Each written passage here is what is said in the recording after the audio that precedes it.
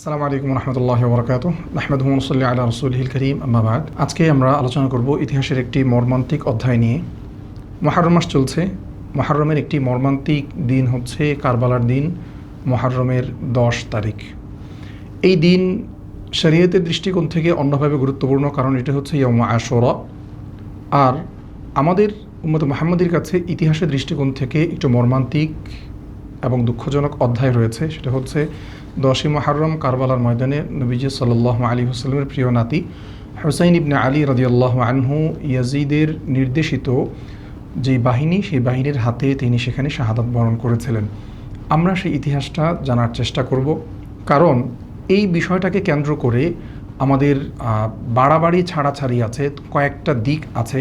কেউ রাফিজিয়াতের দিকে চলে যান, অনেক বেশি শিয়া প্রভাবিত হয়ে হযরত মুআবিয়া রাদিয়াল্লাহু আনহু সহ তাকে দায়ী করে ফেলেন যে তিনি কেন ইয়াজিদকে শাসক বানিয়ে গেলেন, সেই জন্য সব দায় হচ্ছে হযরত মুআবিয়ার। আবার আরেক দল হযরত মুআবিয়াকে বাঁচাতে গিয়ে নাসিবিয়াতের দিকে চলে যান, অর্থাৎ সকল দায় হযরত হুসাইনের উপর চাপিয়ে দেন যে হযরত হুসাইন কেন কারবালায় গেলেন, কেন কুফায় গেলেন, এই জন্য যেহেতু গিয়েছেন সেহেতু তার হত্যাটা বৈধ বা হওয়াটা এমনটা হওয়ারই কথা ছিল। তো এই যে একদিকে রাফিজিয়াত, একদিকে নাসিবিয়াত, এর মাঝখানে হচ্ছে আহলুস সুন্নাহ ওয়াল জামাআর অবস্থান, মধ্যবর্তী অবস্থান। সেই মধ্যবর্তী অবস্থানটা কি, এটা বোঝার জন্য আমাদেরকে পুরা ইতিহাসটা জানতে হবে। তো আমরা ইতিহাসটা, শুধু কারবালার ইতিহাসটা বোঝার জন্য, তখনকার প্রেক্ষাপটটা বোঝার জন্য আমরা একদম নবী করিম সাল্লাল্লাহু আলাইহি ওয়াসাল্লামের পর থেকে শুরু করব। রাসূল করিম সাল্লাল্লাহু আলাইহি ওয়াসাল্লামের ওয়াফাত হয়েছে 11 হিজরি রবিউল আউয়াল মাসে। কত তারিখ হয়েছিল এটা নিয়ে মতপার্থক্য আছে। দিন তারিখ, কেউ 12 তারিখ বলেছেন, কেউ অন্য তারিখ বলেছেন, কিন্তু 11 হিজরির রবিউল আউয়াল মাসে নবী সাল্লাল্লাহু আলাইহি ওয়াসাল্লাম ইন্তেকাল হয়েছে এবং সোমবারে হয়েছে, এই বিষয়টি মোটামুটি নিশ্চিত। যখন রাসূল করিম সাল্লাল্লাহু আলাইহি ওয়াসাল্লামের ইন্তেকাল হয়ে গেল, তখন সর্বপ্রথম সবচেয়ে যে বড় প্রশ্ন দাঁড়ালো যে নবীজির পর খলিফা কে হবেন এবং মুসলিম সাম্রাজ্যের দায়িত্ব কে সামলাবেন। তো যখন রাসূল করিম সাল্লাল্লাহু আলাইহি ওয়াসাল্লামের শেষ মুহূর্তের কাজকর্ম চলছে, দাফন কাফন চলছে, দাফন কাফন হয়ে গেল, একই সময় সাকিফায়ে বনু সাঈদা, অর্থাৎ বনু সাঈদা গোত্রের একটা ছায়াগেরা স্থান ছিল গাছের নিচে, সেখানে খাজরাজ এবং আউস অর্থাৎ আনসার যে সাহাবীরা সেখানে বসে চিন্তাভাবনা করছিলেন যে খলিফা কে হবে। তারা সেখানে পরামর্শ করে প্রথমে সিদ্ধান্ত নেন যে খাজরাজের যেই নেতা ছিলেন সাদ ইবনে উবাদা রাদিয়াল্লাহু আনহু, সাদ ইবনে উবাদা রাদিয়াল্লাহু আনহুকে খলিফা নির্ধারণ করা হবে। এখানে তখন কিন্তু মুহাজিররা উপস্থিত ছিলেন না। তো যখন পরবর্তীতে হযরত আবু বকর রাদিয়াল্লাহু আনহু ওমর রাদিয়াল্লাহু আনহু বিষয়টা জানলেন যে সেখানে আলোচনা চলছে, তারা তাড়াতাড়ি সেখানে আসলেন। সেখানে আসার পর তারপর আবার তারা মতামত দিলেন, আলোচনা হলো। হযরত আবু বকর রাদিয়াল্লাহু আনহু পরামর্শ দিলেন যে আল উমারাউ মিন্না ওয়াল ওয়াজারাউ মিনাল আনসার, আমাদের মধ্য থেকে হবে আমির বা খলিফা, আর যেই আমিরের যে উপদেষ্টা অথবা আমরা বর্তমানে যে ওজির বা মন্ত্রী যেটাকে বলি উপদেষ্টা, এটা হবে আনসারদের মধ্য থেকে। তো প্রথম দিকে একটু পরামর্শ আদান প্রদান হচ্ছে। তো পরামর্শ আদান প্রদান করতে গিয়ে হযরত আবু বকর রাদিয়াল্লাহু আনহু দুইজনের নাম পেশ করলেন যে আমরা এই মুহূর্তে দুইজনকে খলিফা হিসেবে উপস্থাপন করতে পারি, তার কাছে আমরা বায়াত নিতে পারি। একজন হচ্ছেন আবু উবাইদা ইবনুল জাররাহ রাদিয়াল্লাহু আনহু, যাকে রাসূলুল্লাহ সাল্লাল্লাহু আলাইহি ওয়াসাল্লাম বলেছেন আমিনু হাদিল উম্মাহ, অর্থাৎ এই উম্মতের সবচেয়ে আমানতদার এবং সবচেয়ে বিশ্বস্ত ব্যক্তি। দ্বিতীয়ত যে ব্যক্তির নাম হযরত আবু বকর উপস্থাপন করলেন তিনি হচ্ছেন হযরত ওমর রাদিয়াল্লাহু আনহু। এখন যখন হযরত ওমরের নাম পেশ করা হলো, হযরত ওমর এই প্রস্তাবটাকে প্রত্যাখ্যান করে তিনি নিজে হযরত আবু বকরের নাম উপস্থাপন করলেন, এবং নাম উপস্থাপন করার পর হযরত আবু বকরের হাতে সবার আগে তিনি বায়াত দিলেন। তো তিনি যখন বায়াত দিলেন, তার দেখা দেখি উপস্থিত সাহাবীরা বায়াত দিয়েছেন। এরপরে তারা সেখান থেকে মসজিদে নববীতে গেলেন, আলোচনা হলো, ঘোষণা হলো, এবং মসজিদে নববীতে সাহাবায়ে কেরাম হযরত আবু বকর রাদিয়াল্লাহু আনহুকে বায়াত দিলেন। এবং এই ক্ষেত্রে হযরত আবু বকরকে গ্রহণ করার ক্ষেত্রে সাহাবায়ে কেরামের মধ্যে পরবর্তীতে কোনো ইখতিলাফ কিংবা মতভিন্নতা ছিল না। এখন তাহলে আমরা দেখলাম যে হযরত আবু বকর রাদিয়াল্লাহু আনহুকে খলিফা নির্ধারণ করা হলো শুরা বা পরামর্শের মাধ্যমে।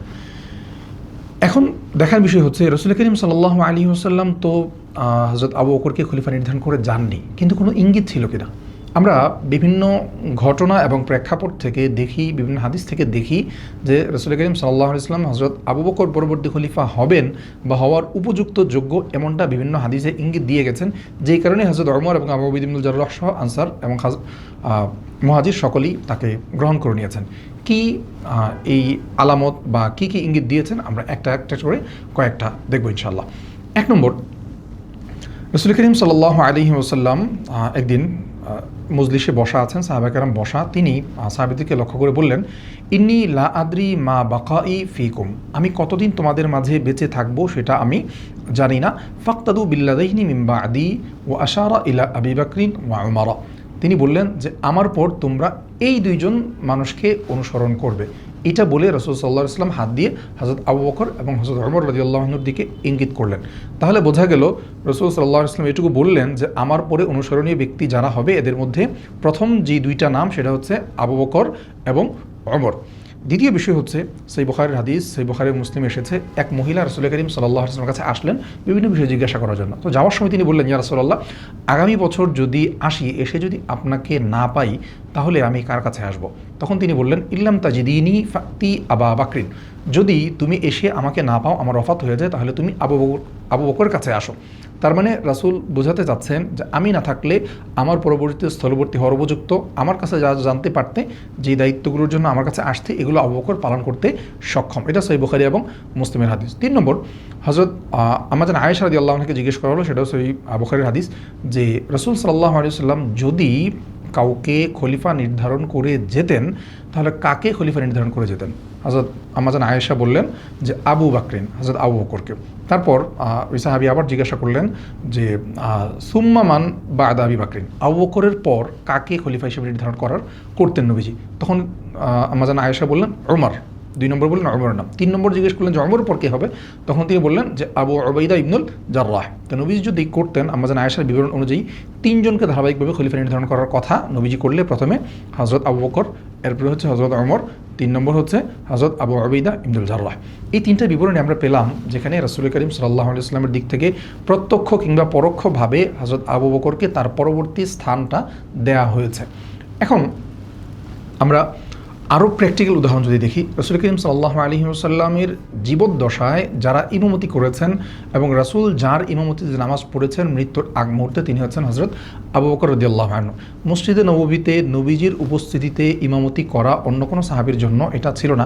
2-1টা ঘটনা ঘটেছে, সেটা হচ্ছে ভিন্ন প্রেক্ষাপটে, যুদ্ধের সময় বা অন্য সময়, কিন্তু মসজিদে নববীতে হযরত রাসূল করিম সাল্লাল্লাহু আলাইহি ওয়াসাল্লামের জীবদ্দশায় একমাত্র আবু বকর নামাজ পড়িয়েছেন এবং আবু বকরের ইমামতিতে নবীজি নামাজ পড়েছেন। তাহলে এই ঘটনাগুলোর প্রেক্ষাপট থেকে বোঝা যায় যে নবীজির পর খলিফা হওয়ার উপযুক্ত ছিলেন হযরত আবু বকর রাদিয়াল্লাহু আনহু। এই জন্য সাহাবীদের মধ্যেও আর কোনো পরামর্শের পর ভিন্ন কোনো মতামত ছিল না। আবু বকর রাদিয়াল্লাহু আনহুর শাসনকাল ছিল 2 বছর 3 মাস বা সামান্য কম বেশি, তারিখ নিয়ে একটু মতভেদ হয়। এরপর তিনি যখন ইন্তেকাল করেন 63 বছর বয়সে 13 হিজরিতে ইন্তেকালের 15 দিন আগে তিনি অসুস্থ হয়ে যান। অসুস্থ হওয়ার পর তিনি চিন্তাভাবনা করেন যে পরবর্তীতে কী করবেন, পরবর্তী খলিফা কী হবে।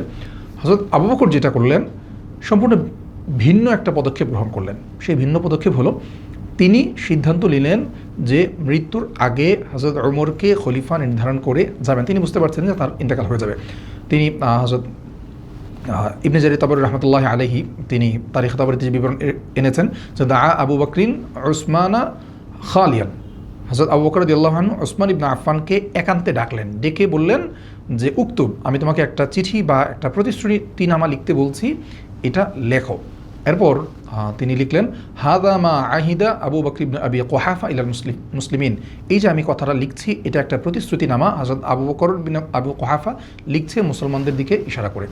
তিনি সেখানে তাদেরকে বললেন যে আমি যদি কাউকে আমার পরে খলিফা নির্ধারণ করে যাই, তোমরা সেটা মানবে কি না। তো এরপর তিনি সাথে এটাও বললেন যে লাম আলুকুম জুহদা, আমি তোমাদের জন্য কে ভালো হবে এই ক্ষেত্রে কোনো চেষ্টার ত্রুটি করি নাই, সবচেয়ে উত্তম লোকটাকে তোমাদের জন্য নির্বাচন করেছি। এরপরে বললেন যে ইস্তাখলাফতু উমর ইবনুল খাত্তাব, আমি উমর ইবনুল খাত্তাবকে আমার খলিফা হিসেবে নির্বাচন করেছি। ফাসমাউ লাহু ওয়া আতিউ, তোমরা তাকে, তার কথা শুনবে, তার কথা মানবে। তো তখন সাহাবায়ে কেরামের কাছে এই চিঠি পড়া হলো। এই চিঠি পড়ার পর সাহাবায়ে কেরাম শুনলেন, শুনে তার জীবদ্দশায় মসজিদ নববীতে সাহাবায়ে কেরাম বললেন সামিআনা ওয়া আতা'না, আমরা হযরত আবু বকরের এই প্রতিশ্রুতিনামা মেনে নিলাম এবং আনুগত্য করার জন্য আমরা প্রস্তুত আছি। এই যে চিঠিটা পড়ে শোনানো হচ্ছে, যখন তাদেরকে পড়ে শোনানো হচ্ছে চিঠিটা, তখন হযরত আবু বকর রাদিয়াল্লাহু আনহু মসজিদ নববীর পাশে দাঁড়ানো, তিনি অসুস্থ, তার স্ত্রী আসমা বিনত উমাইস রাদিয়াল্লাহু আনহা তাকে ধরে রেখেছেন, তিনি দাঁড়িয়ে থাকতে পারছেন না এমন অবস্থা। দাঁড়িয়ে দিলে তিনি দেখলেন, দেখে এরপর আল্লাহ তাআলার শুকর আদায় করলেন। এখন এখানে গুরুত্বপূর্ণ বিষয় যেটা, হযরত আবু বকরের যে বিবরণ এসেছে আহাদ, অর্থাৎ তিনি প্রতিশ্রুতিনামা লিখেছেন এবং উম্মতের কাছে প্রতিশ্রুতি নিয়েছেন যে আমি আমার পরে খলিফা হিসেবে হযরত ওমরকে উপযুক্ত মনে করছি এবং মুসলমানদের কাছে প্রতিশ্রুতি নিচ্ছি তোমরা তাকে খলিফা হিসেবে গ্রহণ করবে। তাহলে সরাসরি সেটা নিয়োগ ছিল না, কিন্তু নিয়োগের কাছাকাছি ছিল। তাহলে নিয়োগটা চূড়ান্ত হলো কখন? যখন আবু বকর রাদিয়াল্লাহু আনহুর ইন্তেকাল হয়ে গেল, তখন হযরত ওমর রাদিয়াল্লাহু আনহু সেই চিঠিটা নিয়ে আবার মসজিদ নববীতে উপস্থিত হলেন এবং সবার সামনে সেটা আবার পড়লেন। পড়ার পর তখন সাহাবায়ে কেরাম হযরত ওমরের হাতে বায়াত হলেন এবং কারো কোনো সিদ্ধান্তের ক্ষেত্রে মতভিন্নতা ছিল না। তাহলে হযরত আবু বকর প্রতিশ্রুতিনামা লেখালেন, কিন্তু বায়াতটা চূড়ান্ত হয়েছে বা তার হযরত ওমরের নিয়োগটা চূড়ান্ত হয়েছে যখন আবু বকর রাদিয়াল্লাহু আনহু ইন্তেকাল করেছেন। তারপর সকলে তার হাতে যখন বায়াত দিয়েছেন, ওই মুহূর্তে গিয়ে তার খিলাফত প্রতিষ্ঠিত হয়েছে। এর এক পর্যন্ত প্রতিষ্ঠিত হয় নাই, সেটা ছিল একটা প্রতিশ্রুতিনামা। হযরত ওমর ইবনে খাত্তাব রাদিয়াল্লাহু আনহুর সময় মুসলিম সাম্রাজ্যের অনেক বিজয় হয়েছে। পারস্যের রাজপ্রাসাদ বিজয় হয়েছে, শামে একদম ফুতুহ শাম, যেটা সম্পূর্ণ শাম বিজয় হয়ে একদম ফিলিস্তিন পর্যন্ত বিজয় হয়েছে, আরও বিভিন্ন দিকে বিজয় হয়েছে। তার শাসনকাল ছিল 10 বছরের একটু বেশি, 10 বছর। তো হযরত ওমর ইবনে খাত্তাব রাদিয়াল্লাহু আনহুর ওয়াফাত বা ইন্তেকাল হয় হচ্ছে 23 হিজরিতে। 13 হিজরিতে আবু বকর ইন্তেকাল, 10 বছর পর 23 হিজরিতে হলো হযরত ওমরের ইন্তেকাল। হযরত ওমরের ইন্তেকালটা স্বাভাবিক ছিল না। হযরত ওমরকে একজন মাজুসি গোলাম আবু লুলুআ, সে ফজরের নামাজের সময়, তিনি যখন ফজরের নামাজ পড়াচ্ছেন, নামাজের মধ্যে খঞ্জর দিয়ে তাকে আঘাত করেছিল। আঘাত করার পর 2 থেকে 3 দিন জীবিত ছিলেন। এরপর তিনি ইন্তেকাল করেন। এখন হযরত ওমরকে ওই অসুস্থ অবস্থায় জিজ্ঞেস করা হচ্ছে, বোঝা যাচ্ছে যে তিনি হয়তো বাঁচবেন না, তিনি বুঝতে পারছেন যে বাঁচবেন না। তাকে জিজ্ঞাসা করা হলো পরবর্তী খলিফা কে হবে। তো ওমর রাদিয়াল্লাহু আনহু পরবর্তী খলিফা কাউকে নির্ধারণ করেননি। তিনি বললেন যে লাউকানা আবু উবাইদা ইবনুল জাররাহ হাইয়ান ইস্তাখলাফতুহু। তিনি বললেন যে আবু উবাইদা ইবনুল জাররাহ তো ওফাত হয়ে গেছে, ইন্তেকাল করেছেন, তিনি যদি জীবিত থাকতেন তাহলে আমি তাকে খলিফা নির্ধারণ করতাম। অথবা এরপর আবার বললেন যে ওয়ালাউকানা সালিম ইবনু আবি হুযাইফা হাইয়ান ইস্তাখলাফতুহু, অথবা যদি সালিম ইবনে আবি হুযাইফা জীবিত থাকতো, সে আল্লাহ তাআলাকে অনেক মহব্বত করতো, তার নেককার দিনদারিতা ছিল, এই জন্য আমি তাকে নির্বাচন করতাম। যেহেতু তারা জীবিত নাই, তাহলে তিনি কাউকে নির্বাচন করলেন না, বরং আশারে মুবাশশারার 6 জন সাহাবীকে তিনি শুরা নির্ধারণ করে দিয়ে গেলেন যে এই 6 জনের মধ্য থেকে উম্মতের সাথে পরামর্শক্রমে একজনকে খলিফা নির্বাচন করা হবে। ওসমান ইবনে আফফান, আলী ইবনে আবি তালিব, আব্দুর রহমান ইবনে আউফ, সাদ ইবনে আবি ওয়াক্কাস, জুবাইর ইবনে আওয়াম, তালহা ইবনে উবাইদুল্লাহ, এই 6 জনকে শুরা নির্ধারণ করে দিলেন। প্রত্যেকেই আশারে মুবাশশারার অন্তর্ভুক্ত। এখন আশারে মুবাশশারা থেকে একজনকে শুরার বাইরে রাখলেন, তিনি হচ্ছেন সাঈদ ইবনে যায়েদ রাদিয়াল্লাহু আনহু। তাকে বাইরে রাখার কারণটা কী ছিল? কারণ হলো তিনি ছিলেন হযরত ওমর ইবনুল খাত্তাব রাদিয়াল্লাহু আনহুর খানদানের এবং হযরত ওমর ইবনুল খাত্তাবের আপন চাচাতো ভাই। তো এই কারণে তিনি আপন কাছের লোক হওয়ার কারণে ওই শুরা থেকে বাইরে রাখলেন। এরপর ওই শুরার মধ্যে পরামর্শক্রমে কারো মত ছিল আলীকে বানানো, কারো মত ছিল ওসমান ইবনে আফফানকে বানানো। তো সর্বশেষ সিদ্ধান্ত হয় ওসমান ইবনে আফফানকে বানানো হবে এবং হযরত ওসমান ইবনে আফফানকে বানানো হয়েছে এবং সকলেই তাকে খলিফা হিসেবে গ্রহণ করে নিয়েছেন। তাহলে বোঝা গেল এই 3 নম্বর যে তৃতীয় খলিফা নির্ধারণ হয়েছে, সেটাও এই সুন্দরভাবে শুরার মাধ্যমে নির্বাচন হয়েছে। তাহলে হযরত আবু বকরেরটা শুরার মাধ্যমে হয়েছিল, হযরত ওমরেরটা আবু বকরের প্রতিশ্রুতিনামার মাধ্যমে হয়েছিল, এরপর হযরত ওসমান ইবনে আফফানেরটা শুরার মাধ্যমে নির্বাচিত হলো। এরপরে হযরত ওসমান ইবনে আফফান রাদিয়াল্লাহু আনহু যখন নির্বাচিত হলেন, তার সময়ে প্রচুর বিজয় অভিযান হলো। আগের যে বিজয় অভিযান ছিল সেগুলো তিনি বজায় রাখলেন। আফ্রিকা বিজয় করলেন, মিশর বিজয় করলেন, আর অন্যান্য অঞ্চল তিনি বিজয় করলেন। তো ওই বিজয় করার পর তার শাসনামল ছিল 12 বছরের একটু বেশি। তো প্রথম 6 বছরের পর মোটামুটি শেষ অর্ধেকে গিয়ে তখন মুসলিম বিশ্বে ফিতনা মাথাচাড়া দিয়ে উঠতে শুরু করলো। আবদুল্লাহ ইবনে সাবা নামে একজন লোকের উৎপত্তি হলো, যে ছিল মূলত ইহুদি থেকে পড়ে ইসলাম গ্রহণ করেছে, বাহ্যিকভাবে মুনাফিক ছিল। তো মুনাফিকও বলা হয়, ইতিহাসে তাকে স্পষ্টভাবে ইহুদি হিসেবেই বলা আছে। তো আবদুল্লাহ ইবনে সাবা সে নানাভাবে হযরত ওসমান ইবনে আফফান রাদিয়াল্লাহু আনহুর বিরুদ্ধে মানুষকে উস্কাতে শুরু করলো। সে শাম, কুফা বিভিন্ন অঞ্চলে তার বিরুদ্ধে উস্কাতে শুরু করলো যে তিনি স্বজনপ্রীতি করছেন, কাছের লোকদেরকে নিয়োগ দিচ্ছেন, অথবা তিনি দুর্নীতি করছেন, তার প্রশাসকরা দুর্নীতি করছে, নানা ধরনের সত্য মিথ্যা বানিয়ে এমন একটা পরিস্থিতি তৈরি করা হলো যে অনেক নেককার, সহজ সরল, মুখলিস কোনো কোনো সাহাবিও এটা দ্বারা প্রভাবিত হয়ে গেছেন, যারা দারুল খিলাফত থেকে অনেক দূরে আছেন। প্রভাবিত হয়ে কি হলো, 35 হিজরিতে মদিনাতে চতুর্দিক থেকে বিদ্রোহীদের একটা দল আসলো। বিদ্রোহীদের দল এসে এই ফিতনায় হযরত ওসমান ইবনে আফফান যখন তার ঘরে রোজা রাখা অবস্থায় কোরআন তিলাওয়াত করছেন, ওই সময় থেকে কোরআন তিলাওয়াতরত অবস্থায় তার ঘরে দেয়াল টপকে ঢুকে তাকে শহীদ করা হয়। পুরোটাই ছিল আবদুল্লাহ বিন সাবার যে চক্রান্ত এবং তার যে দল, যেটাকে সাবাই চক্রান্ত হিসেবে ইতিহাসে প্রতিষ্ঠিত আছে, তার মাধ্যমে। তো এখন যখন ওসমান ইবনে আফফানের ওয়াফাত বা শাহাদাত হয়ে গেল, তখন মুসলিম বিশ্বের একটা মারাত্মক অস্থিতিশীল পরিস্থিতি। কারণ যারা হযরত ওসমানকে শহীদ করেছে বা তার বিরুদ্ধে যারা আন্দোলন করেছে, বিদ্রোহ করেছে, তাদের কেউ কেউ স্পষ্টই হযরত আলী সহ বড় সাহাবা কেরাম চিনতে পারছেন যারা হচ্ছে মুনাফিক। কিন্তু তাদের বিরুদ্ধে সরাসরি সিদ্ধান্ত নেওয়া যাচ্ছে না কেন? কারণ তারা তো ইসলামের লেবাসে আছে, মুনাফিকদের তো স্পষ্ট কোনো কথা নাই। যে কারণে নবী সাল্লাল্লাহু আলাইহি ওয়াসাল্লাম মুনাফিকদের বিরুদ্ধে সিদ্ধান্ত নিতে পারেন নাই, এখানেও মুনাফিকদের বিরুদ্ধে সিদ্ধান্ত নেওয়া যাচ্ছে না। তো ওই মুহূর্তে খলিফা কে হবেন? তো উপস্থিত সাহাবা কেরাম বা মদিনায় যে সাহাবা কেরাম ছিলেন, তাদের পরামর্শ হলো হযরত আলীকে খলিফা বানানো হবে। কিন্তু হযরত আলী প্রথমে অস্বীকার করলো। ওই মুহূর্তে ওই পরিস্থিতিকে সামলানোর মতো, ট্যাকেল দেওয়ার মতো হযরত আলী ছাড়া বিজ্ঞ আর কেউ ছিলেন না। তো সবাই হযরত আলীকে খলিফা বানান। তাহলে এইটাও মোটামুটি পরামর্শ সাপেক্ষেই শুরার মাধ্যমেই হয়েছে। তো হযরত আলীর সময় তার শাসনকালটা 5 বছরের মতো ছিল, 4 বছরের বেশি, 9 মাসের মতো, 4 বছর 9 মাস সামথিং, 5 বছরের মতো। তো এই সময়টা তাকে নানা ধরনের প্রতিকূল পরিস্থিতিতে যুদ্ধ করে চলতে হয়েছে। যেমন একদিকে হযরত ওসমান ইবনে আফফানের কিসাসের দাবিতে মুআবিয়া রাদিয়াল্লাহু আনহু শাম সহ সেখানে তার হাতে বায়াত দেন নাই। আবার অপরদিকে জুবাইর ইবনে আওয়াম, আম্মা জান আয়েশা রাদিয়াল্লাহু আনহা সহ তারা হযরত মুআবিয়ার সাথে একমত হলেন যে ওসমান ইবনে আফফানের কিসাস নেওয়া দরকার। তো এটা নিয়ে তারা হযরত আলীর সাথে পরামর্শ করতে কুফার দিকে গেলেন। তো এই যে কুফার দিকে যাওয়া, মাঝখানে একটা জিনিস বলে রাখি যে দারুল খিলাফত হযরত আলী রাদিয়াল্লাহু আনহু কুফাতে নিয়ে গেলেন। কুফাতে নিয়ে যাওয়ার কারণ হচ্ছে যে মদিনায় হযরত ওসমান ইবনে আফফানকে রক্তপাত করা হয়েছে। তো মদিনা যেখানে যে শহরে নবীজি শুয়ে আছেন, সেই শহরে রক্তপাত হোক কিংবা ফিতনা হোক, এটা তিনি চাচ্ছিলেন না। এই জন্য এখান থেকে তিনি কুফার দিকে দারুল খিলাফতকে স্থানান্তর করেন। তো দারুল খিলাফত যেহেতু কুফায়, তখন আম্মা জান আয়েশা, জুবাইর ইবনে আওয়াম সহ আরও বড় বড় সাহাবে কেরাম সেখানে গেলেন, কুফায় গেলেন। কুফায় গিয়ে সেখানে আম্মা জান আয়েশা উটের উপর চড়েছিলেন, যেখানে পরে দুই পক্ষের আলোচনা হবে। রাতের বেলা সাহাবাইরা দুই দিক থেকেই হামলা করে, দুই পক্ষের উপর হামলা করে। এখন উভয় পক্ষে মনে করেছে যে একজন আমাদেরকে বিশ্বাসঘাতকতা করে হামলা করেছে। দুই পক্ষের মধ্যে যুদ্ধ হয়, যেটাকে জঙ্গে জামাল বলা হয়। মুসলমানদের মধ্যে সর্বপ্রথম সরাসরি দুঃখজনক ঘটনা, ভ্রাতৃঘাতী যুদ্ধ। একে অপর অনেক সাহাবিও শহীদ হয় এটাতে। তো এই যে যুদ্ধ, এর মাধ্যমে তার আরও জটিল পরিস্থিতি তৈরি হয়। এরপরে হচ্ছে জঙ্গে জামালের পর জঙ্গে সিফিন হয়, সিফিনে একটা যুদ্ধ হয়। এই সময় খারিজি ফিতনার উদ্ভব হয়। শিয়ানে আলী নামে তার পক্ষে শিয়াদের একটা গোষ্ঠী উদ্ভাবন হয়। তাহলে হযরত আলীকে একই সাথে অনেক সাথে লড়তে হচ্ছিল।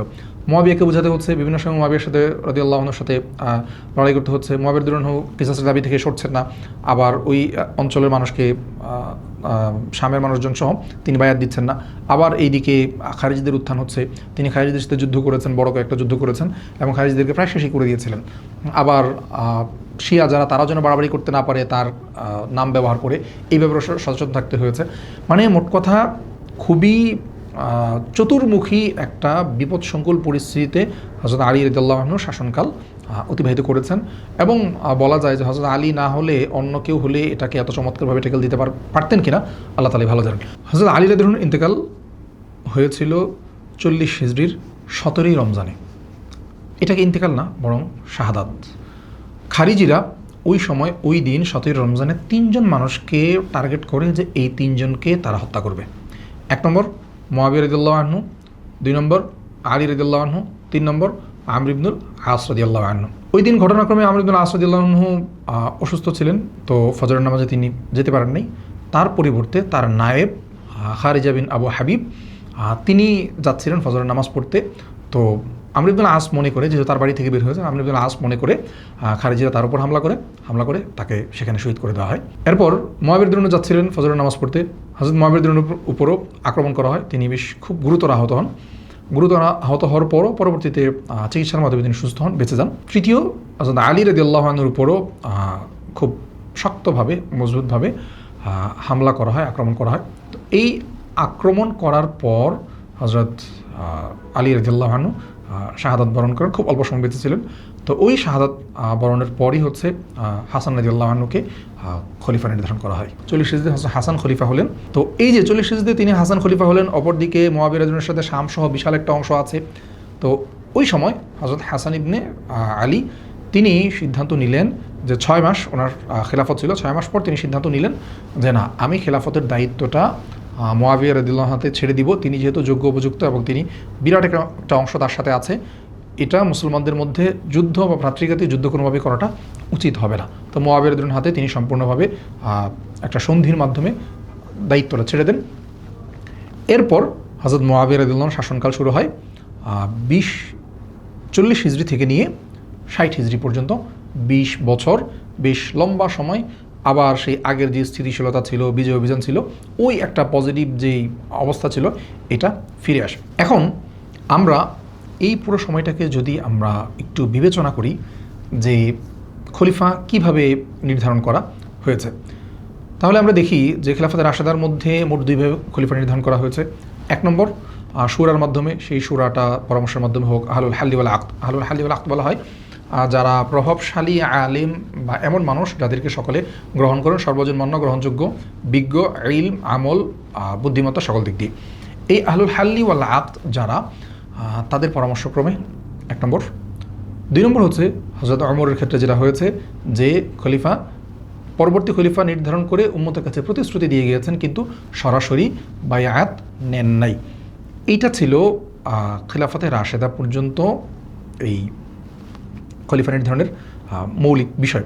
আবার আরেকটা বিষয় ছিল যে হযরত আবু বকর যখন হযরত ওমরকে খলিফা নির্ধারণ করে গিয়েছেন, প্রতিশ্রুতিনামা দিয়ে গিয়েছেন, হযরত ওমর কিন্তু হযরত আবু বকরের কাছের সরাসরি কোনো আত্মীয় বা কাছের লোক ছিলেন না, যাতে করে এখানে এমন কোনো সন্দেহ যেন তৈরি না হয় যে তিনি স্বজনপ্রীতি করেছেন বা বংশের বা বংশানুক্রমিকভাবে শাসন করেছেন।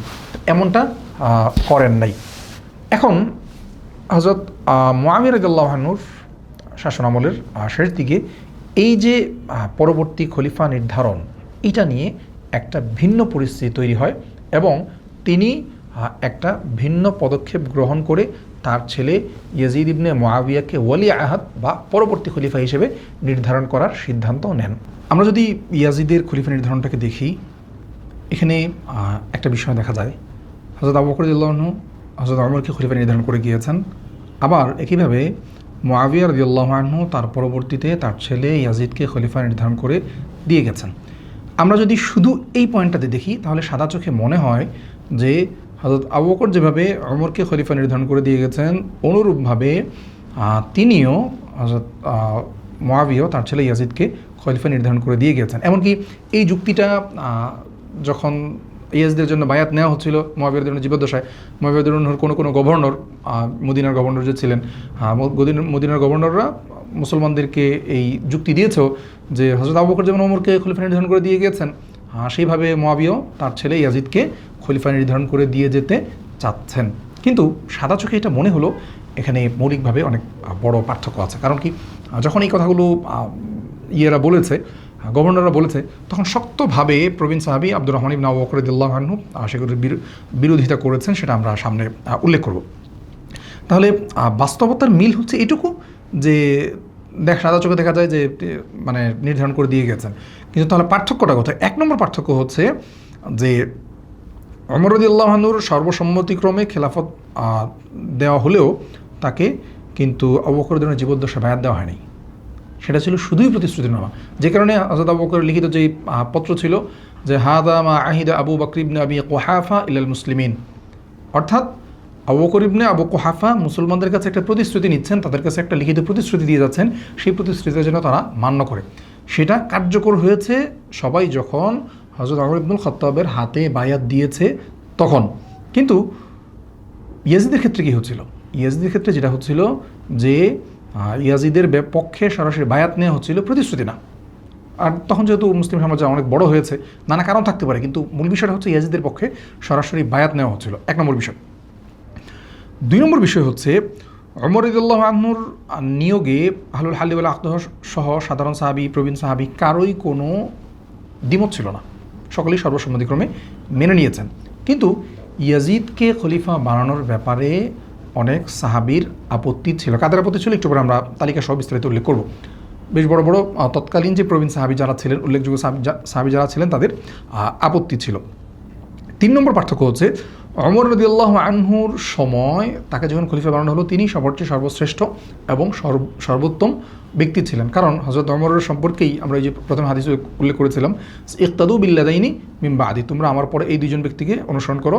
কে কে? আশারা ইলা আবি বকর ওয়া ওমর, আবু বকর এবং ওমর। তাহলে আবু বকর পর ওমর এমনিতেই সেটা নির্ধারণ হয়ে যাচ্ছেন। তিরমিজির হাদিস। আরেক হাদিসে নবী সাল্লাল্লাহু আলাইহি ওয়াসাল্লাম বলেছেন, লাউকানা বাদি নাবিয়্যুন লাকানা ওমর, আমার পরে যদি কেউ নবী হতো তাহলে ওমর হতো।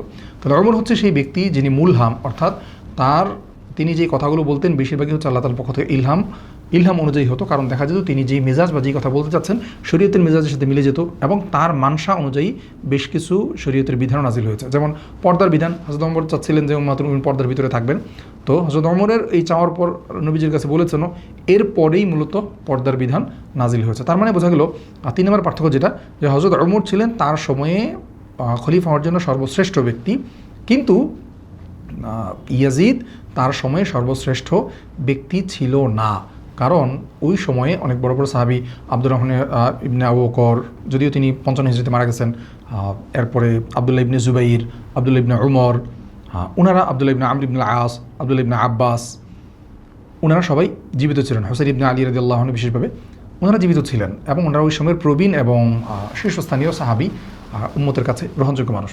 তো ওই যদিও এটা অবৈধ না যে আফজল বা অতি উত্তম মানুষ থাকার পরও সাধারণ মানুষকে স্বাভাবিক যোগ্যতার ভিত্তিতে নিয়োগ দেওয়া যায়, এটা মানে নাজায়েজ না শরীয়তের দৃষ্টিতে, কিন্তু যদি ওই খেলাফতের রাশেদার আমলের সাথে মিলানো হয় তাহলে অনুত্তম অবশ্যই। ওলামা একরামের, আহলুস সুন্নাহ ওয়াল জামাআর ওলামা একরামের মাসলাক এটাই যে এটা অনুত্তম। 4 নম্বর পার্থক্য হচ্ছে যে হযরত ওমর ইবনুল খাত্তাব রাদিয়াল্লাহু আনহু কিন্তু আবু বকরের কোনো আত্মীয় ছিলেন না, কাছের ঘনিষ্ঠ কেউ ছিলেন না। কিন্তু এখানে ইয়াজিদ ইবনে মুআবিয়া হচ্ছে মুআবিয়া রাদিয়াল্লাহু আনহুর ছেলে। তাহলে দেখা যাচ্ছে বাহ্যিকভাবে এখানে বড় বড় 4টা পয়েন্টে পার্থক্য আছে। তাহলে বোঝা গেল যে ইয়াজিদকে যে খলিফা নির্ধারণ করা, এটা মূলত যে ওমর রাদিয়াল্লাহু আনহুর খিলাফত গ্রহণের সাথে মিলান হচ্ছে, বিষয়টা এমন না। এখন প্রশ্ন হলো, তাহলে মুআবিয়া রাদিয়াল্লাহু আনহু তো জানতেন সব কিছু, জানার পরেও তিনি কেন ইয়াজিদকেই খলিফা নির্ধারণ করলেন? এটার আগে আমাদেরকে একটু বুঝতে হবে যে খলিফা নির্ধারণ করে যাওয়াটার প্রয়োজন কেন ছিল। আমাদেরকে আবার একটু যদি আমরা একটু পিছন থেকে মনে করি, রিকল করার চেষ্টা করি, যে খেলাফতের রাশেদে 2টাই পদ্ধতি জারি ছিল, 2টা পদ্ধতি পাওয়া গিয়েছে। শুরার মাধ্যমে হবে, আর হাল্লি ওয়াল আকদ বা মুসলমানদের শুরার মাধ্যমে খলিফা নির্বাচন হবে, অথবা পরবর্তী খলিফা নির্ধারণ করে যাওয়ার জন্য ঘোষণা দিয়ে যাবেন, প্রতিশ্রুতি দিয়ে যাবেন, পরবর্তীতে বায়াত হবে। 2টাই ছিল। তো সেই হিসাবে মুআবিয়া রাদিয়াল্লাহু আনহুর সামনে এই অপশন খোলা ছিল যে তিনি কাউকে খলিফা নির্ধারণ করে যেতে পারেন। এই খলিফা নির্ধারণ করে যাওয়াটা খেলাফতের রাশেদার মাসলাক বা মানসার বিপরীত ছিল না। কিন্তু তবুও তিনি খলিফা যে নির্ধারণ করে গিয়েছেন এর একটা কারণ আছে। এই কারণটা আমাদেরকে বুঝতে হবে। হাসান রাদিয়াল্লাহু আনহুর ওয়াফাত হয়েছিল 49 হিজরিতে বা 50 হিজরিতে, মতভিন্নতা আছে। এই যে 49 থেকে 52 এই সময়টাতে মুসলিম উম্মার মধ্যে ছোটোখাটো কিছু বিদ্রোহ বা বিদ্রোহের চেষ্টা হয় মুআবিয়া রাদিয়াল্লাহু আনহুর বিরুদ্ধে। তো ওই 10 বছরের স্থিতিশীল পরিস্থিতির পর, শাসনের পর বিদ্রোহ বা যে বিদ্রোহের চেষ্টাটা হয়, এটা হযরত মুআবিয়াকে নতুন করে খলিফা নির্ধারণের চিন্তা করতে বাধ্য করে। আমরা যদি পয়েন্ট আকারে বলি, 1 নম্বর হচ্ছে আমরা দেখেছি যে হযরত ওসমান ইবনে আফফানের সময় সাবাইরা ফিতনা করেছে, হযরত আলী রাদিয়াল্লাহু আনহুর সময় সাবাইরা, খারিজিরা তারা ফিতনা করেছে, এবং পরবর্তীতে ওই ফিতনা থেকে স্থিতিশীল অবস্থায় এসেছে হাসান রাদিয়াল্লাহু আনহু যখন হযরত মুআবিয়ার কাছে শাসনটা, খেলাফতটা ছেড়ে দিলেন। তাহলে যখন তিনি ছেড়ে দিলেন তখন হচ্ছে এই রক্তক্ষয়ী পরিস্থিতিটার অবসান ঘটেছে। তো তিনি আশঙ্কা করছিলেন যে এই খারেজি, সাবাই এবং শিয়া, এই 3টা চক্র আবার সক্রিয় হয়ে উঠতে পারে পরবর্তী যদি খলিফা নির্ধারণ না করা হয়। এই সুযোগে আবার রক্তক্ষয়ী পরিবেশ তৈরি হতে পারে। দ্বিতীয়ত, তার সময়ে তেমন বড় ফিতনা হয়নি, কিন্তু পরিস্থিতিটা এমন মনে হচ্ছিল তার কাছে, বা এমন পরিস্থিতি এমন দাঁড়াচ্ছিল যে সামনে বড় ধরনের ফিতনা তৈরি হতে পারে খেলাফত নিয়ে। 3 নম্বর, তিনি আসলে উম্মতকে অভিভাবকহীন যে রেখে যাবেন এমনটা চাচ্ছিলেন না। আমরা আল বিদাওয়ানিহার এক বিবরণীতে দেখি আব্দুল্লাহ ইবনে উমর রাদিয়াল্লাহু আনহু তিনি বলছিলেন যে ইন্নী খিফতু আন আদার রাইয়াতা মিন বাদি কাল গানামিল মাতিরাতি লাইসা লাহা রাইন। আমি আমার পর যেই উম্মতে মুহাম্মাদিকে রাখালবিহীন ছাগল যেভাবে ছেড়ে যায় এরকম অভিভাবকহীনভাবে আমার যেই প্রজা বা জনগণ আছে তাদেরকে আমি এভাবে ছেড়ে যাওয়াটা পছন্দ করছি না, ছেড়ে যাওয়াটা আশঙ্কা করছি। পরবর্তীতে রাখাল ছাড়া ছাগলকে যেমন নেকড়ে খেয়ে ফেলে তেমনিভাবে এখানে মুসলমানদের মধ্যে ফিতনা হতে পারে। তাহলে বোঝা যাচ্ছে যে এই খিলাফত নির্ধারণ করাটা, তার পরিবর্তে খলিফা নির্ধারণ করাটা প্রয়োজনীয়তা ঠিক আছে এবং তিনি প্রয়োজন অনুভব করছিলেন। হ্যাঁ, এখন বিষয় হচ্ছে যে এই প্রয়োজনীয়তা অনুভব করতে গিয়ে তিনি খলিফা নির্ধারণ করলেন তার ছেলে ইয়াজিদ বিন মুআবিয়াকে। এখন জুমহুর উলামায়ে কেরামের রায় বা আহলে সুন্নাহ ওয়াল জামাতের আকীদা বা সিদ্ধান্ত সেটা হচ্ছে যে হযরত মুআবিয়া রাদিয়াল্লাহু আনহুর ইখলাস, নিয়ত, চিন্তা, সিদ্ধান্ত যে খলিফা নির্ধারণ করতে হবে এই সিদ্ধান্ত এটুকু সঠিক ছিল। কিন্তু ছেলে ইয়াজিদকে যে খলিফা নির্ধারণ করলেন এটা ছিল তার একটা ইজতিহাদি ভুল। তিনি ইজতিহাদ করেছিলেন যে তার ছেলেকে নির্ধারণ করাটা রাজনৈতিক ইজতিহাদ, তো এই ইজতিহাদি ভুল হয়েছে। আর রাসূল কারীম সাল্লাল্লাহু আলাইহি ওয়াসাল্লাম হাদিসের মধ্যে বলেছেন যে ইদা হাকামাল হাকিমু ফাজতাহাদা সুম্মা আসাবা ফালাহু আজরুন ওয়া ইদা হাকামা ফাজতাহাদা সুম্মা আখতা ফালাহু আজরুন ওয়াহিদুন। সহিহ বুখারীর হাদিস। যদি কোনো ব্যক্তি কোনো হাকিম বিচার করতে গিয়ে ইজতিহাদ করার পর দুইটা ভুল হয়, ইজতিহাদ করার পর সে সঠিক হয় তাহলে তার দুইটা সওয়াব পাবে, আর যদি সে ভুল হয় তাহলে একটা সওয়াব পাবে। একটা সওয়াব কি, সেটা হচ্ছে ওই ইজতিহাদের সওয়াবটা পাবে, আর যেহেতু সঠিক হয় না এই জন্য আরেকটা সওয়াব থেকে মাহরুম হবে।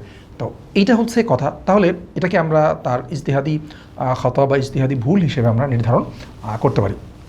এখন আমরা মূল প্রশ্নে ফেরত আসি, যেটা বলতে চাচ্ছিলাম যে হযরত ইয়াজিদকেই কেন মুআবিয়া রাদিয়াল্লাহু আনহু খলিফা বানালেন? তিনি ছাড়া তো তার চেয়ে অনেক উত্তম মানুষ ছিলেন, অন্যদেরকে বানাতে পারতেন। এটার জন্য প্রথমে বুঝতে হবে যে মুআবিয়া রাদিয়াল্লাহু আনহুর মনে ইয়াজিদের কথাটা অনেক পড়ে এসেছে।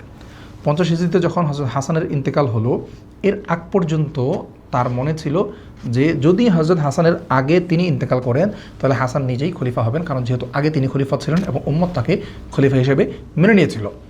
আর যদি হাসান আগে মারা যায় এবং পরে মুআবিয়া মারা যান তাহলে তিনি ভেবেছিলেন যে এর পরবর্তীতে সবসময় যেমন শুরার মাধ্যমে বেশিরভাগ সময় খলিফা নির্ধারণ হয়েছে, তদ্রূপ এখানেও শুরার মাধ্যমেই খলিফা নির্ধারণ হবে। এখন এই যে আমরা এই কথা বলছি এটার প্রমাণ কি? মানে এই যে উনি চাচ্ছিলেন যে শুরার মাধ্যমে পরবর্তীতে খলিফা নির্ধারণ হবে, ছেলেকে প্রথমে চান নাই, এর প্রমাণ কি? এর প্রমাণ হচ্ছে কুফার গভর্নর ছিলেন, বসরার গভর্নর ছিলেন জিয়াদ ইবনে আবি একবার কাবিসা বিন জাবেরকে তার কাছে পাঠালেন একটা কাজে, কোনো একটা কাজে, রাষ্ট্রীয় কাজে মুআবিয়া রাদিয়াল্লাহু কাছে পাঠালেন। তো মুআবিয়া রাদিয়াল্লাহু কাছে তিনি জিজ্ঞেস করলেন একদিন, ইয়া আমিরুল মুমিনিন, আপনার পরে লিমাই ইয়াকুনুল আমরু মিন বাদিকা, আপনার পরে শাসনের দায়িত্বটা কে পাবে, কে পাওয়া উচিত? তো তিনি কিছুক্ষণ চুপ থাকলেন। চুপ থাকার পর তিনি বললেন, ইয়াকুনু বাইনা জামাআতিন, অর্থাৎ উম্মতের কাছে থাকবে, তারা পরামর্শ সাপেক্ষে ঠিক করবে। হ্যাঁ, আমার কয়েকজন মানুষ পছন্দ আছে বিভিন্ন গুণাবলীর কারণে, তারা শুরার মাধ্যমে এই মানুষগুলোকে নির্বাচন করতে পারে। যেমন তিনি এক নম্বরের নাম বললেন যে উম্মতের যে সম্মানিত সম্ভ্রান্ত ব্যক্তি হিসেবে আছে সাঈদ ইবনুল আস, এরপরে যুবকদের মধ্যে আছে আবদুল্লাহ ইবনে আমের, এরপর হোসাইন ইবনে আলী তো নেতৃত্ব বংশের মানুষ, নেতা মানুষ, তিনি হতে পারেন। এরপরে হচ্ছে মারওয়ান ইবনুল হাকাম হতে পারে, আর নেককার মানুষ হিসেবে আবদুল্লাহ ইবনে ওমর হতে পারে, আর নেককার গুণ এবং শাসন পরিচালনা বুদ্ধিমত্তা এইসব কিছু মিলিয়ে আবদুল্লাহ ইবনে জুবাইর হতে পারে। অর্থাৎ তিনি এখানে 6 জনের নাম বললেন যে এই 6 জনের মধ্য থেকে উম্মত ইয়াকুনু বাইনা জামাআতিন পরামর্শ সাপেক্ষে কাউকে নির্ধারণ করতে পারে। এটা একদম সহিহ সনদ, এটা বিস্তারিত বর্ণিত হয়েছে তারিখে আবু জুরআহ দিমাশকিতে। এই ঘটনার যতগুলো রাবি আছে সকলেই বুখারী মুসলিমের রাবি। একজন রাবি হচ্ছেন বুখারী মুসলিম ছাড়া, বুখারী মুসলিমের বাইরের রাবি, তিনিও একদম নির্ভরযোগ্য এবং সিকা রাবি। তাহলে যেগুলো একদম সহিহ সনদে এটা প্রমাণিত, তিনি চাচ্ছিলেন যে শুরার মাধ্যমে উম্মতের কাছে খলিফাটা নির্ধারণ হবে। এখন প্রশ্ন হলো তাহলে ইয়াজিদের কথা ভাবতে শুরু করলেন কখন, কেন? ইয়াজিদের কথা ভাবতে শুরু করার পিছনে বেশ কিছু কারণ আছে। 1 নম্বর, তিনি দেখলেন যে ইয়াজিদ তো উপযুক্ততা আছে। আল বিদাওয়ানিহাতে একটা বিবরণ আছে যেখানে তিনি বলেছেন তিনি মনে করতেন যে অন্যান্য মানুষদের চেয়ে ইয়াজিদ শাসনের জন্য যোগ্য। কেন? কারণ সে একজন খলিফার ঘরে পরিবারে বড় হয়েছে, বাবাকে শাসনের দায়িত্ব পালন করতে দেখেছে, কিছু কিছু ক্ষেত্রে সে মতামত দিয়েছে ছেলে হিসেবে। তো অন্যান্যদের চেয়ে ইয়াজিদ বিন মুআবিয়া সে এই জায়গাতে যোগ্য, এটা হচ্ছে তার কাছে প্রথম কারণ। তিনি এটা বিশ্বাস করতেন এবং তিনি মনে করতেন যোগ্য। এটার একটা বড় কারণ আছে, তার কাছে দুইটা বড় দলিলই ছিল। এক নম্বর, 50 হিজরির দিকে সর্বপ্রথম কনস্টান্টিনোপলে কস্তুন্তনিয়া যেটা হামলা হয়, সেই হামলার মধ্যে যারা নেতৃত্ব দিয়েছে এর মধ্যে একজন ছিল তার ছেলে ইয়াজিদ বিন মুআবিয়া। তো ইয়াজিদ বিন মুআবিয়া এত বড় সামরিক জায়গাতে নেতৃত্ব দিতে পেরেছে যেখানে আবু আইয়ুব আনসারী রাদিয়াল্লাহু আনহুর মতো বিখ্যাত সাহাবীও ছিলেন এবং সেখানে তিনি মৃত্যুবরণ করেছেন। তো এক নম্বর, সামরিকভাবে এখানে তার পরীক্ষা কিন্তু হয়ে গেছে। দুই নম্বর, 51 হিজরিতে যখন হজের দায়িত্ব পালন করতে হবে, হজের তো একজন আমির প্রয়োজন হয়, তখন সেই বছর মুআবিয়া রাদিয়াল্লাহু আনহু যেতে পারলেন না, তার ছেলে ইয়াজিদকে পাঠালেন। ইয়াজিদ সেখানে সেই আমির হিসেবে হজ যে পালন করার দায়িত্ব সেটা পালন করেছে। তাহলে দেখা গেল তার সামনে বড় দুইটা ঘটনা আছে। একটা হচ্ছে ধর্মীয় নেতৃত্বও সে দিতে পেরেছে দক্ষভাবেই, কোনো সমস্যা হয় নাই, আবার সামরিক নেতৃত্ব সেটাও দিতে পেরেছে, আবার বিভিন্ন বিষয়ে বাবার সাথে টুকটাক তো পরামর্শ হয়ই। তাহলে তিনি, তার কাছে মনে হলো, তিনি আশ্বস্ত হলেন যে না, ইয়াজিদ এই শাসনের দায়িত্ব গ্রহণ করার উপযুক্ত। এক নম্বর। দ্বিতীয় যে কারণ সেটি হলো, বনু উমাইয়া ছিল সবচেয়ে বড় একটা গোত্র, আর মুআবিয়া রাদিয়াল্লাহু আনহু দেখলেন যে শাসনকার্য, প্রশাসক, তারপর হচ্ছে সেনাবাহিনী, এই সকল জায়গাতে যোগ্যতা এবং দক্ষতার কারণে সবচেয়ে বেশি লোক হচ্ছে বনু উমাইয়ার। আর বনু উমাইয়ার মধ্যে একটা আসাবিয়াত বা নিজের গোষ্ঠীপ্রীতি যেটা, এটা ছিল। তো তিনি দেখলেন যে যদি এখানে খলিফা তিনি বাইরে থেকে নির্ধারণ করেন তাহলে খুব বড় জোর সম্ভাবনা আছে যে বনু উমাইয়ারা এটা মানবে না। এটা পরবর্তীতে ইবনে খালদুন রহমতুল্লাহ আলী মুকাদ্দিম ইবনে খালদুনের মধ্যে বলেছেন যে ইজবানু উমাইয়াতা ইয়াউমাইদিন লা ইয়ারদাউনা সিওয়াহুম। সেই সময় বনু উমাইয়াদের অবস্থাটা এমন ছিল যে তারা ওই নিজেদের গোষ্ঠীগত লোক ছাড়া অন্য কাউকে মেনে নিতে পারছিল না। এটার একটা বড় উদাহরণ পাওয়া যায় যখন ইয়াজিদের শাসন শেষ হয়। শেষ হওয়ার পর অল্প কয়েকদিন, 2 মাসের মতো, তার ছেলে মুআবিয়া বিন ইয়াজিদ, অল্প বয়স ছিল, 20-21 বছর বয়স। তো মুআবিয়া বিন ইয়াজিদ শাসক হয়েছিলেন 2 মাসের জন্য। তিনি খুব ভালো মানুষ ছিলেন, নেককার মানুষ ছিলেন। তো ওই অল্প বয়সে তিনি মারা যান। মারা যাওয়ার পর সারা মুসলিম বিশ্বে আবদুল্লাহ ইবনে জুবাইর রাদিয়াল্লাহু আনহুর খেলাফত প্রতিষ্ঠিত হয়েছিল, যেটা প্রায় 9 বছরের মতো ছিল। তো সেই আবদুল্লাহ ইবনে জুবাইর রাদিয়াল্লাহু আনহুর খেলাফতকে সারা মুসলিম বিশ্ব মেনে নিলেও এই উমাইয়া শাসকরা এবং তারা যেই সকল অঞ্চলে বেশি আছে, বিশেষ করে শাম কেন্দ্রিক, তারা আবদুল্লাহ ইবনে জুবাইরের হাতে বায়াত হন নাই। কেন বায়াত হন নাই? কারণ আবদুল্লাহ ইবনে জুবাইর বনু উমাইয়া গোত্রের নয়। এবং একদম শেষ পর্যন্ত এই 9 বছর লাগাতার তারা এই আবদুল্লাহ ইবনে জুবাইরের সাথে যুদ্ধ করেছে এবং সর্বশেষ হাজ্জাজ বিন ইউসুফের হাতে, আব্দুল মালিক ইবনে মারওয়ানের সময়কালে হাজ্জাজ বিন ইউসুফের হাতে বাইতুল্লাতে হামলা করে, মক্কায় হামলা করে আবদুল্লাহ ইবনে জুবাইর রাদিয়াল্লাহু আনহুকে শহীদ করা হয়েছে। তাহলে এটা মুআবিয়া রাদিয়াল্লাহু আনহুর যেই চিন্তাটা ছিল, তিনি যেটা অনুমান করেছিলেন, এটার একটা বড় প্রমাণ পাওয়া যায় যে এত কাছাকাছি সময়ে তারা কিন্তু এই নিজেদের লোক ছাড়া অন্য কাউকে মেনে নেন নাই। তো এই জন্য হযরত মুআবিয়া রাদিয়াল্লাহু আনহুর হাতে তার ছেলে ইয়াজিদ ছাড়া দ্বিতীয় কোনো ওই অপশন ছিল না। এখন বিষয় হলো যে ইয়াজিদকে যে খলিফা নির্ধারণ করা হলো, আমরা কারণ বুঝলাম, কারণ প্রেক্ষাপট বুঝলাম। আসলে ইয়াজিদের চারিত্রিক অবস্থা বা গুণাবলী কী ছিল, তার মধ্যে যোগ্যতা ছিল কিনা। প্রথম বিষয় হচ্ছে ইয়াজিদ একজন খলিফা হওয়ার আগ পর্যন্ত একজন সাধারণ শাসকের ঘরে জন্ম নেওয়া সন্তান যেমন হয়, যে সকল সাধারণ গুণাবলী থাকা দরকার, সাহসিকতা, সমর কৌশল বা এই ধরনের যে গুণাবলী থাকার কথা, এই গুণাবলীগুলো ইয়াজিদের মধ্যে ছিল। তবে তাকওয়া, পরহেজগারিতা, এটা উঁচু পর্যায়ের ছিল না। স্বাভাবিক একজন মানুষ যেমন হয় এমন ছিল, খুব উঁচু পর্যায়ের সাহাবী তাবিঈদের মতো তাকওয়াবান ছিল না। পাশাপাশি তার মধ্যে কিছু বেপরোয়া ভাব ছিল এবং হলো ওই যে শিকার, শৌখিনতা, বিলাসিতা, এই জিনিসগুলো তার মধ্যে ছিল। এটার একটা বড় উদাহরণ পাওয়া যায় যখন মুআবিয়া রাদিয়াল্লাহু আনহু সর্বপ্রথম চিন্তা করলেন যে ইয়াজিদকে খলিফা বানাবেন কি না। এই ব্যাপারে তিনি পরামর্শ চেয়ে বসরার যে গভর্নর ছিল জিয়াদ ইবনে আবি, তার কাছে তিনি পত্র লিখলেন, পরামর্শ চাইলেন যে আমি ভাবছি ইয়াজিদকে খলিফা বানানো যায় কিনা, এই ব্যাপারে আপনার পরামর্শ কী। জিয়াদ ইবনে আবি তিনি তার যেই উপদেষ্টা আছে, উপদেষ্টার সাথে কথাবার্তা বললেন, উবাইদ ইবনে কাব। তো উপদেষ্টার সাথে পরামর্শ করার পর উপদেষ্টাকে তিনি বললেন যে ইয়াজিদের যে অবস্থা, সে এই যুগে শাসক হওয়ার উপযুক্ত না। এখন তাকে যদি শাসক বানানো হয় তাহলে বিশৃঙ্খলা সৃষ্টি হবে, এটা খলিফাকে জানানো দরকার। তো উবাইদ বিন কাব তিনি পাল্টা পরামর্শ দিলেন যে খলিফাকে তার ছেলের ব্যাপারে তিনি যেহেতু অতটা নেতিবাচক ধারণা পোষণ করেন না, তাকে নেতিবাচক বানানো দরকার নেই। তার চেয়ে বরং আমরা ইয়াজিদকে সংশোধন করার চেষ্টা করি, তাকে সতর্ক করার চেষ্টা করি যাতে সেই সংশোধন হয়ে যায় কিনা। তো জিয়াদ ইবনে আবি তিনি মনে করলেন যে ঠিক আছে, এটা একটা ভালো সিদ্ধান্ত। তো কাবকে পাঠালেন, উবাইদ বিন কাবকে পাঠালেন। উবাইদ বিন কাব গিয়ে তাকে বোঝালো যে আপনার বাবা আপনাকে ওয়ালি আহাদ বা পরবর্তী খলিফা হিসেবে নির্ধারণ করতে চাচ্ছেন, আপনার ভিতরে এই গুণাবলী আছে, এগুলো আপনার পরিত্যাগ করা প্রয়োজন। এবং ওই ঘটনার পর ইয়াজিদ তার কিছু আচরণের মধ্যে, বেশ কিছু আচরণের মধ্যে পরিবর্তন এনেছিল। তাহলে এখানে আমরা বুঝতে পারছি জিয়াদ ইবনে আবি একজন ভালো শাসক বা ভালো প্রশাসক ছিলেন, মোটামুটি নেককার মানুষের মতো ছিলেন। তো তিনি দেখলেন যে এই যুগে ইয়াজিদ শাসক হওয়ার উপযুক্ত না। তবে হ্যাঁ, যে শাসক হওয়ার যে সাধারণ গুণাবলী, একদম ন্যূনতম গুণাবলী, একজন আকেল হইতে হয়, সুস্থ মস্তিষ্ক, বালেগ হইতে হয়, সমর কৌশল বুঝতে হয়, রাষ্ট্র পরিচালনা বুঝতে হয়, এই যে স্বাভাবিক গুণাবলীগুলো আছে, এই স্বাভাবিক গুণাবলীগুলো খলিফার সন্তান হওয়ার কারণে ইয়াজিদের মধ্যে ছিল। যেটার দুইটা উদাহরণ আমরা পিছনে দেখে এসেছি। তিনি ইয়াজিদ একটা সামরিক অভিযানে নেতৃত্ব দিয়েছে, আবার ওই ধর্মীয় যে কাজ, হজের যে আমির, সেই হজের দায়িত্ব পালন করেছে। এই যে আমরা কথাটা বললাম যে ইয়াজিদের মধ্যে এই স্বাভাবিক যোগ্যতাগুলো ছিল, এইটা আসলে আমরা কোত্থেকে বললাম? এটা সিয়ার আলামিন নুবালার মধ্যে হাফেজ ইমাম জাহাবি রহমতুল্লাহ আলাইহি ইয়াজিদ সম্পর্কে তিনি যে মন্তব্য করেছেন, তিনি বলেছেন কানা সুজাআন কাবিয়ান, সে সাহসী মানুষ ছিল, শক্তিশালী মানুষ ছিল, দা রাইন ওয়া হাজমিন, তার মধ্যে ওয়া ফিতনাতিন ওয়া ফাসাহাতিন, যেই বুদ্ধিমত্তা বা কৌশল, এই বিষয়গুলো তার মধ্যে ছিল। তবে কানা নাসবিয়ান ফাজলান গালিজান, সে মানুষের সাথে আচার আচরণ অনেক রুক্ষ কঠোর ছিল। ইয়াতানা ওয়ালুল মুস্কির, সে মদ্যপান করতো, মদ্যপান বলতে নেশা জাতীয় দ্রব্য গ্রহণ করতো। ওয়াফ আয়লুল মুনকার, এবং অনেক নাজায়েজ কাজ করত।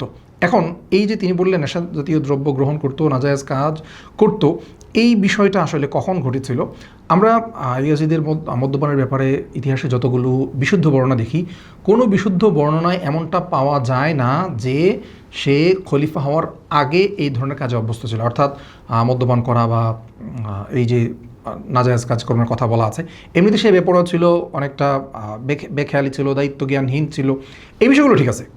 কিন্তু আমার তার মধ্যে সেই যোগ্যতাগুলো ছিল, স্বাভাবিক একটা পরিচালনার যে যোগ্যতা, এই যোগ্যতাগুলো ছিল। এই যে মদ্যপান করার কথা বলা হয়েছে, এটা বিশুদ্ধ বর্ণনায় সে খলিফা হওয়ার আগে করেছে এমনটা পাওয়া যায় না। খলিফা হওয়ার পর তার এই ধরনের অনেক কার্যক্রম প্রকাশ পেয়েছে। তো যেহেতু মুআবিয়া রাদিয়াল্লাহু আনহু দেখেছেন যে তার ছেলের মধ্যে স্বাভাবিক উড়নচণ্ডী মনোভাব আছে, তিনি ভেবেছেন যে যদি শাসনের দায়িত্ব পান খায়রুল কুরুনের মধ্যে, তাহলে আশা করা যায় তার মধ্যে পরিবর্তন আসবে, যেটা আমরা পরবর্তীতে ওমর ইবনে আবদুল আজিজের ক্ষেত্রে দেখেছি। ওমর ইবনে আবদুল আজিজ কী করেছেন, একসময় তিনি অনেক শৌখিন মানুষ ছিলেন, কিন্তু যখন তাকে খলিফা বানানো হলো, যদি 100 হিজরির দিকের ঘটনা, যখন তাকে খলিফা বানানো হলো, তখন কিন্তু নিজের সম্পূর্ণ সব কিছু পরিবর্তন করে জাহেদ হয়ে গিয়েছেন। তো এমনটা ইয়াজিদের ক্ষেত্রে হওয়া অসম্ভব ছিল না। তাছাড়া পরবর্তী বিষয় হচ্ছে যে ইয়াজিদকে ওয়ালি আহাদ বানালে সে পরবর্তী জীবন ভালো হবে নাকি খারাপ হবে, এটা কিন্তু আসলে মুআবিয়ার কাছে স্পষ্ট ছিল না, কারণ এটা একটা পরীক্ষামূলক সিদ্ধান্ত ছিল। হ্যাঁ, তবে মুআবিয়ার নিয়তের ক্ষেত্রে কোনো ঘাটতি ছিল না। আমরা ইতিহাসে দেখি বারবার যে তিনি ইস্তেখারা নামাজ পড়েছেন, আল্লাহ তাআলার কাছে বারবার দোয়া করেছেন যে ছেলেকে যেন হকের উপর রাখেন, আর এটাকে যদি সত্য বা উম্মার জন্য কল্যাণকর না হয়, তাহলে যেন এটা বাস্তবায়ন না হয়, এমন দোয়ার কথা ইতিহাসে প্রচুর বিবরণ পাওয়া যায়। মোট কথা মুআবিয়ার ইখলাস ছিল ছেলেকে নির্ধারণ করা। আমরা যেটা বললাম যে ইজতিহাদি খাতা, তিনি ইজতিহাদ করেছেন। এই ইজতিহাদটা যে ভুল, এটা কিন্তু তৎক্ষণাৎ তার পক্ষে জানা সম্ভব ছিল না। একটা ইজতিহাদ ভুল, সেটা প্রমাণিত হয় পরবর্তীতে ফলাফল দেখার মাধ্যমে, বিশেষ করে যেহেতু রাজনৈতিক সিদ্ধান্ত। তো পরবর্তীতে এই জিনিসগুলো প্রকাশ পেয়েছে যে মুআবিয়া যে ইয়াজিদকে খলিফা নির্ধারণ করেছিলেন, এইটা শতভাগ উম্মার জন্য উপকারী এবং কল্যাণকর ভাবে প্রমাণিত হয়নি। যখন ইয়াজিদের বায়াত হয়ে গেল, হযরত মুআবিয়া নিলেন, এই সময় উম্মার মধ্যে আহলুল হাল্লি ওয়াল আকদের যে সাহাবারা ছিলেন, তাদের মধ্যে বেশ কিছু উল্লেখযোগ্য সাহাবায়ে কেরাম এই প্রস্তাব গ্রহণ করতে, ওয়ালি আহাদ হিসেবে তাকে গ্রহণ করতে প্রস্তাবটা প্রত্যাখ্যান করলেন। সর্বপ্রথম মুআবিয়ার জীবদ্দশায় শাম অঞ্চলে তার বায়াত নেওয়া হলো ছেলের পক্ষে। তো যেহেতু শাম উমাইয়াদেরই, বনু উমাইয়া লোকজনই বেশি, আর সেখানে দারুল খিলাফাত, তো স্বাভাবিকভাবে শামের মানুষজন সহজেই গ্রহণ করে নিয়েছে। এর বাইরে কুফা, বসরাবাসীও গ্রহণ করেছে। আবার যখন মদিনা একটা বড় জায়গা ছিল, কারণ হচ্ছে দারুল খিলাফাতটা আগে মদিনায় ছিল, তখনও মদিনায় অনেক বড় বড় সাহাবায়ে কেরাম ছিলেন। মদিনা যদিও দারুল খিলাফত পরবর্তীতে থাকে নাই, কিন্তু মদিনার যে রাজনৈতিক গুরুত্ব, এই গুরুত্বটা প্রত্যেক খলিফা উপলব্ধি করেছিলেন। এই জন্য মুআবিয়া রাদিয়াল্লাহু আনহু মদিনাতে লোক পাঠালেন। তো প্রথমেই যে মদিনার তৎকালীন গভর্নর ছিল মারওয়ান ইবনুল হাকাম, তো মারওয়ান ইবনুল হাকামের আগেই একজনকে পাঠানো হলো, জিয়াদ ইবনে আবিকে পাঠানো হলো, কারণ জিয়াদ ইবনে আবির যে গ্রহণযোগ্যতা এটা মোটামুটি ভালো আছে। তো জিয়াদ ইবনে আবি গিয়ে সেখানে তাদেরকে বোঝানোর চেষ্টা করলেন ওলি আহাদের যে দায়িত্ব, সেখানে শক্তভাবে বিরোধিতা করলেন আব্দুর রহমান ইবনে আবু বকর রাদিয়াল্লাহু আনহু। তার বয়স তখন 80-র কাছাকাছি, 75-80 এরকম। তার মানে তারা প্রত্যেকেই প্রবীণ সাহাবী। বিশেষ করে আব্দুর রহমান আবু বকর মজবুত মানুষ ছিলেন, তিনি খুব শক্তভাবে এটার বিরোধিতা করলেন। তো এইবার জিয়াদ ইবনে আবি 53 হিজরিতে মারা গেলেন। জিয়াদ ইবনে আবি 53 হিজরিতে মারা যাওয়ার পর হচ্ছে সেখানে আরেকজন খলিফা ওই শাসক হলো বসরাতে, প্রশাসক, তাকে সরিয়ে পরে 54 হিজরিতে মুআবিয়া রাদিয়াল্লাহু আনহু উবাইদুল্লাহ বিন জিয়াদকে ওই বসরার গভর্নর হিসেবে নিযুক্ত করেন। আচ্ছা, এখন জিয়াদ ইবনে আবির ইন্তেকাল হয়ে গেছে, এরপর মারওয়ান ইবনুল হাকামকে মুআবিয়ার দায়িত্ব দিলেন।